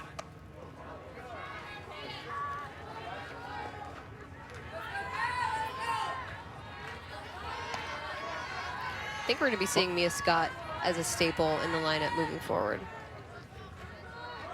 Mike White said after what she did Wednesday against McNeese State that she's just a younger version of Janae Jefferson, and her ability to hit, she had 2 triples, her ability to run the base paths, and basically just to wreak havoc for the opposition. It's a really high praise when you sit there and say that she's like Janae Jefferson, because Janae Jefferson's going to go down as one of the best hitters in a Texas uniform. So to be in the same realm as her is a big deal.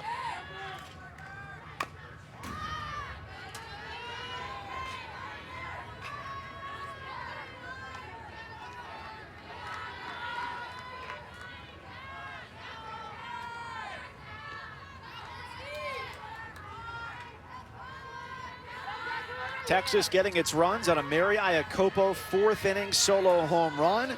Mia Scott with the RBI single here, top 5. Parker trying to hit with 2 strikes, skies it to center for Kerr, and the inning is over. But the Longhorns stave off defeat. We'll go bottom 5. Florida State up a touchdown and the extra. Can you believe, Kayla, that it's coming up on a decade from the 2012 championship team you were on? Yeah, it's wild. It seems like it was yesterday, but it also feels like it's a really long time ago. But we're going to celebrate the 10-year this season at the Rhodes House. So excited for that. But really excited for that Sunday night game. UCLA has some very talented players, and I think it's going to be a good matchup for Florida State, who's looking offensively as good as anybody in the country. But they've got Megan Faremo in the circle. They have some potent hitters in their lineup like Maya Brady, Leah Jordan, Bree Perez. Tons of Women's College World Series experience as well. So they're a team that definitely has its sights set on OKC.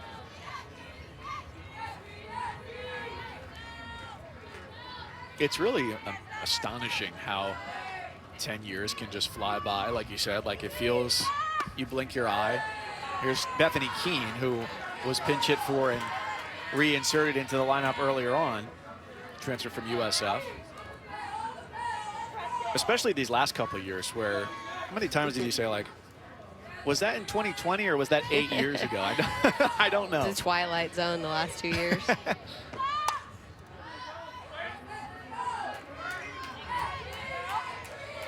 Keene sends that up and away. Another transfer player for this club. She started all 190 games of her career at USF for Ken Erickson, a 272 hitter there. But growing up, she grew up in this area, Bradenton, Florida. And when she was a kid, she would go to softball camps at Florida State. She's the first out here, bottom 5. Now batting number 5. That's the other pretty unique thing that we're going to see from the transfer portal is some players that didn't have a chance at their dream school, maybe the first time around, getting recruited straight out of high school, but prove their worth in college, have a couple good years, and then get an opportunity to go suit up for the school of their dreams. And it's really cool when it aligns with a positional need for that school as well. No doubt.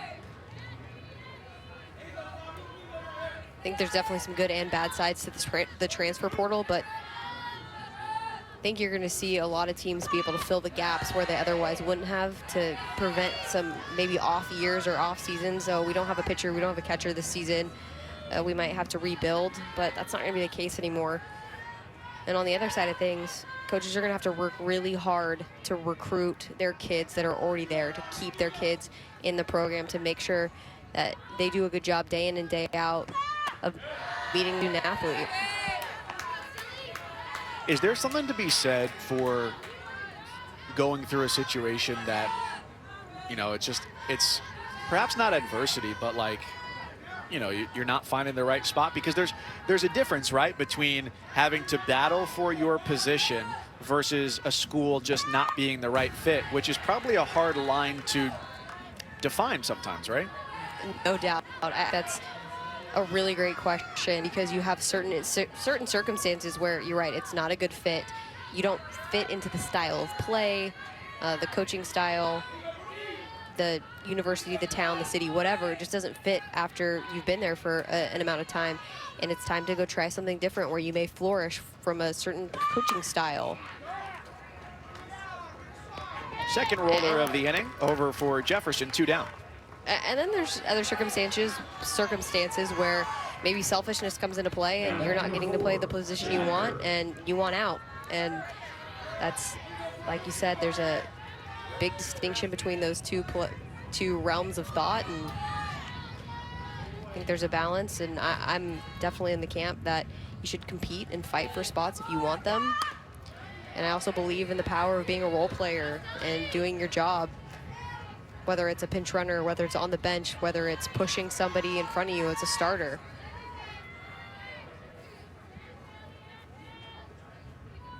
And as is the case with a lot of major changes, sporting or not, the initial resistance usually tends to be full of hyperbole.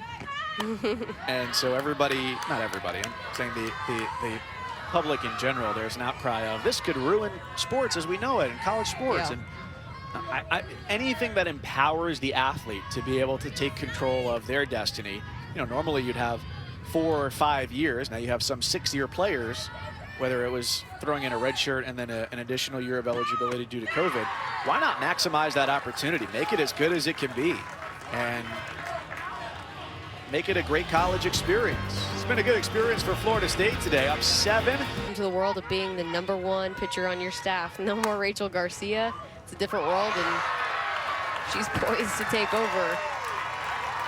Liner to short. And what else would you expect from Josie Muffley except for phenomenal athleticism to be able to launch like she's coming off of a trampoline and make a catch? Yeah, getting that ball. I mean, that's what Muffley does, right? So athletic, showing off her vertical. Is that what you call how high you can jump? Your vertical? Yeah.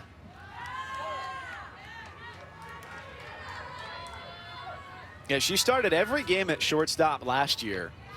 You know, we talked about it earlier. Is about this time last year, that leaping between the legs tag against Memphis. The transfer from Tulsa by way of Portage, Michigan, now in her 3rd year playing for Lonnie Alameda. Yeah, I mean, she just shows off the athleticism. But you know what? When you talk about like making plays like that and jumping and getting in there, it's timing, it's reading the ball off the bat, it's reaction, all that stuff. It makes a fantastic shortstop, and she is a darn good one.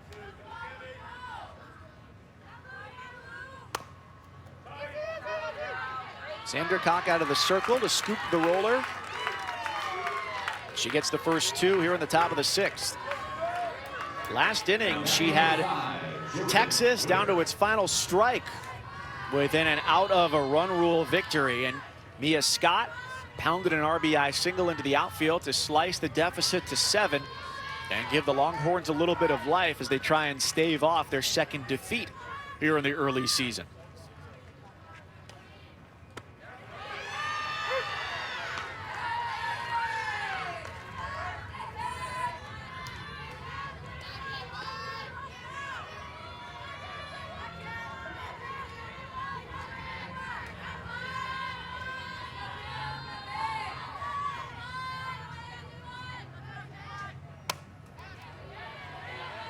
So Texas is going to turn around and play a very hungry Auburn team that's a perfect 7-0 after this. From the player's perspective, doubleheader, you've done it a million times in your life, maybe triple header, right? What's the best and the worst part of multiple games in a day? I'm not gonna lie to you, I did not enjoy doubleheaders at all.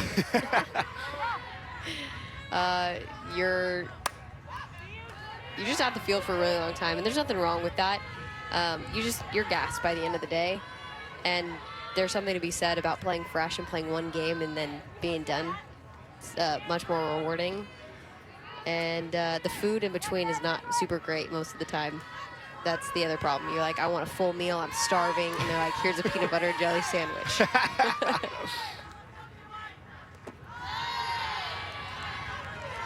Although sometimes the classic just hits right. Yeah, PB&J. that's also true. Yeah.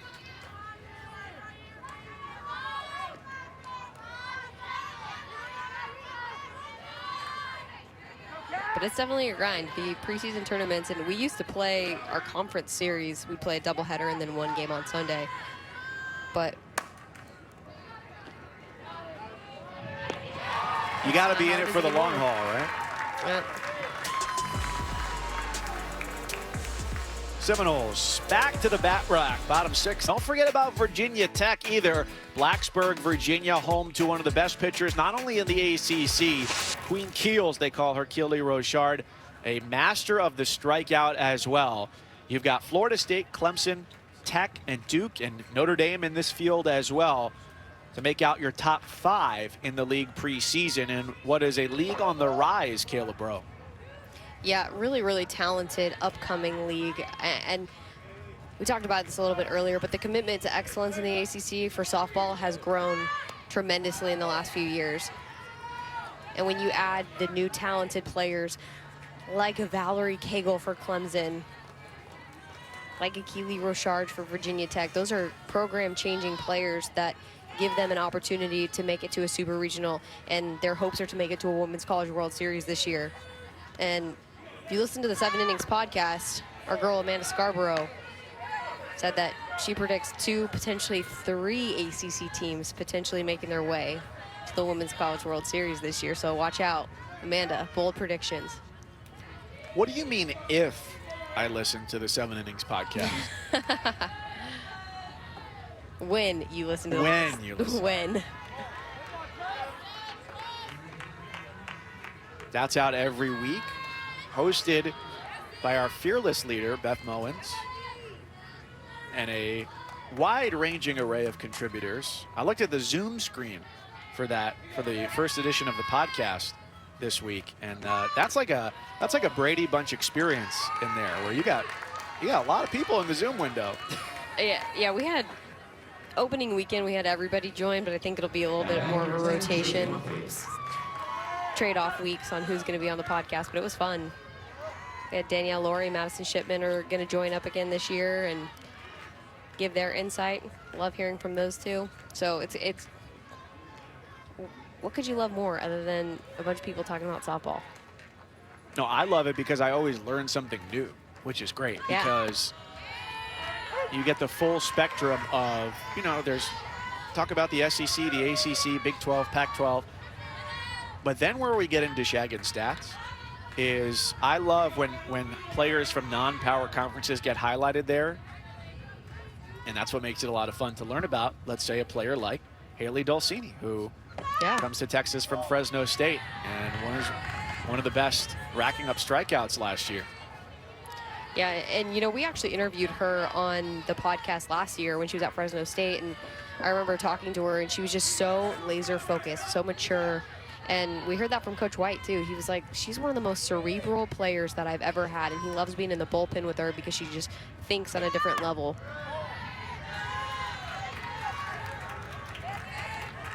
So after Muffley made the great catch to start off the 6th in the field at shortstop, she gets her first at bat of the day. Her athleticism, by the way, you see it with her defense. She also played hockey growing up. Not unusual if you grew up in Michigan, and she smokes it through the middle for a base hit. Florida State may be well in the lead, but they're not satisfied with just 7 as they keep swinging against the 3rd pitcher they've seen today. This was a hot shot right back at check. Got all of that one, laced it up the middle. And that's just a good quality, simple swing right there, not trying to do too much. And we've seen that quite a few times from this Florida State team. It's just, if they get something in their wheelhouse, it's really simple. Point A to point B. You're taking your bat from its starting position to contact and not trying to do too much. Sometimes it's beneficial just to be short and simple, square the ball up, pop it back up the middle. And how many ground balls, hard ground balls, line drives have we seen up the middle today? A lot from Florida State. It seemed like that 3rd inning hit parade was all balls that just went right back up the middle. Even the home run, dead center.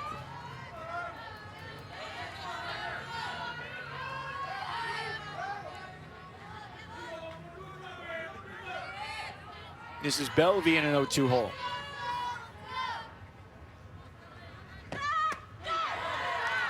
And she's down swinging against Czech, who has her first out of the inning. Now batting number 20, Kyle Legresti.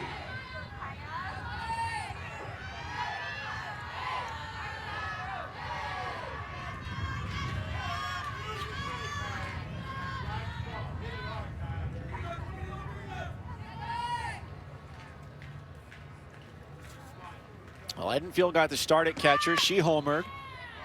And this is Lepresti making her 2nd plate appearance. One of the other things, too, that's good about this early portion of the season with this schedule is that you get a chance to go a little bit deeper on the roster for Lopresti, who's been a reserve,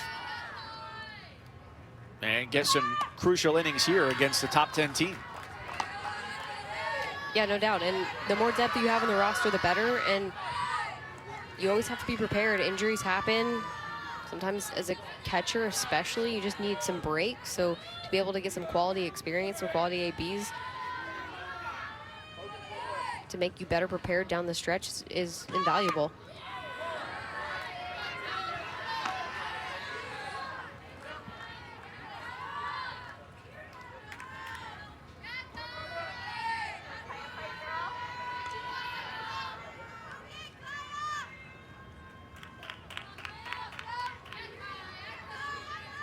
One and two, Mudge at second base. And a couple off the plate from Check, 2-2.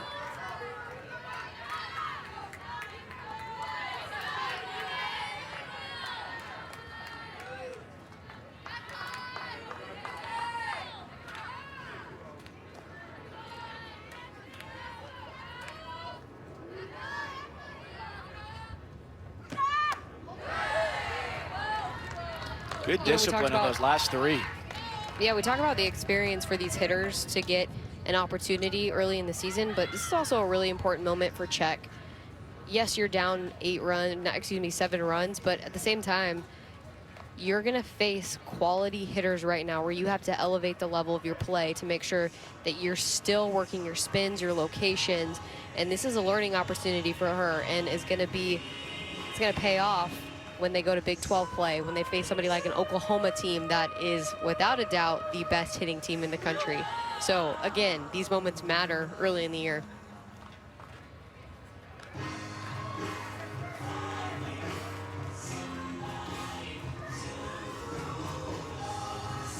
So a 3-2 count here on Lopresti. Game hanging in the balance. Florida State got one in the first, another in the second, 6 in the third, where they really gained separation, and one more in the fourth.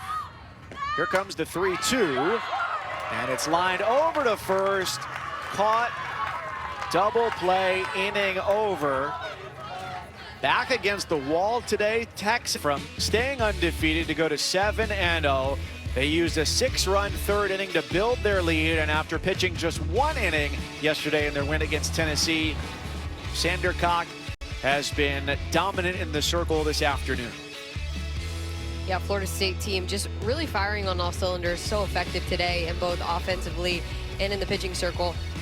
Kat Sandercock has stayed so efficient today, really going right after batters, trusting her velocity, trusting that drop ball low in the zone. And then on the other side of things, been really impressed with Florida State's aggressiveness at the plate. They came in with a plan. They knew what Shea O'Leary was throwing early in the game. They jumped all over it. And you can see right there, putting up a 9 spot shows that they executed perfectly what they were going into this game planning for.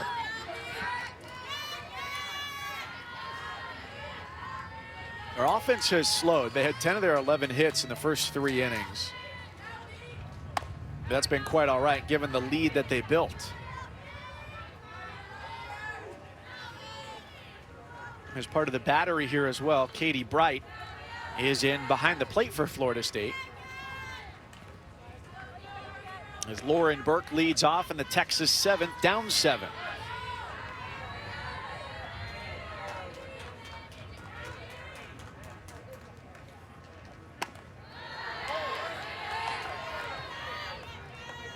You and Burke go back a little ways, huh? Yes, we do. Lauren is from Eugene, so am I. We went to the same high school, and I actually was her high school coach for a couple seasons.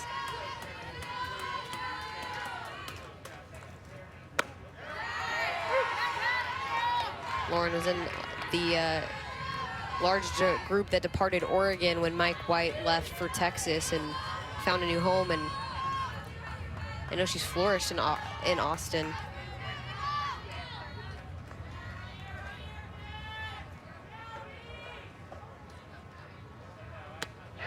On 2-2, she chases low. Sandercock earns the strikeout. She's retired 5 in a row as she powers her way toward a complete game.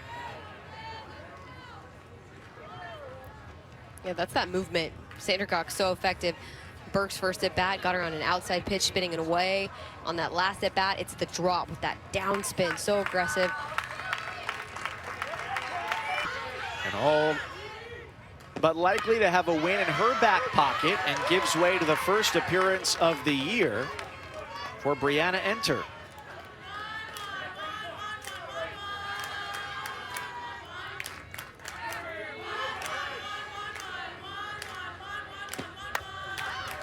The junior gets a pop-up and has the Noles within 1 out of victory to improve to a perfect 7-0 to start the year. Now batting for Texas, number 6, Bella Dayton. Enter was a redshirt last year. Her second season in Tallahassee. So last year, pitched just 1 total inning. And her true freshman season, the shortened 2020 campaign, she pitched in 13 games. And here comes in, throws just a couple of pitches. Bethany is keen on that ball on the backhand and takes care of business, as do the Seminoles. A top 10 matchup. Florida State, the better team, start to finish 9-2 the final. All around, Florida State looks so dominant. They are showing why they're one of the best teams in the country. Looking forward to seeing them the rest of this tournament. Especially Sunday night, 7 Eastern, ESPN against UCLA. For our entire crew, my partner Caleb Bro, I'm Mike Cousins. More softball can be found throughout the day. Just fire up the